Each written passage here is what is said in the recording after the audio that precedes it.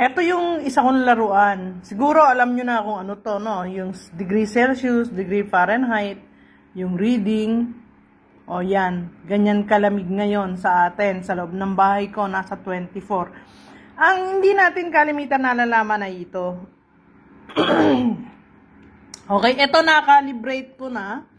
Kasi i-compare ko siya sa thermometer at parehas sila. So, sa 37 din siya. So, wala silang pinagkaiba. Tapos, ito, kailangan dito kasi, mag-saturate siya sa 75. So, para ma-calibrate ko siya, kailangan kong gumawa ng salt solution at ito nga yan.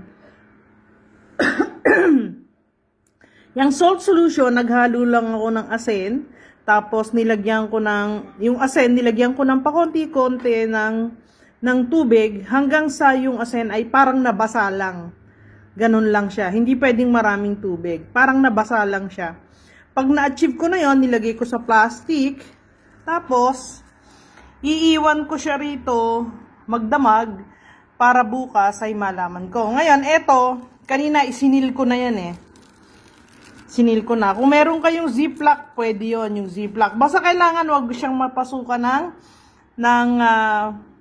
ng ibang tawag dito, ng ibang humidity kasi mababago yung reading. Eh, kinukuha nga natin yung reading ng salt solution kasi ang salt solution kailangan pumalo sa 75. So far, nung nilagay ko siya rito sa loob, nakaseal siya. Yan, yung aking sealer na gamit, no? Nakaseal siya, nasa 60 pa lang siya. Hanggang mamayang gabi, kasi kailangan 12 hours minimum, kailangan pumalo siya sa 75.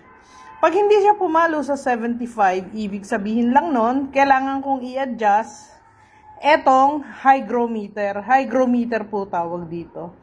So, kailangan ko i-adjust yan at gawin kong plus 15 kung hindi na siya aakyat. So far, umaakyat pa naman siya. So, titingnan natin siya bukas.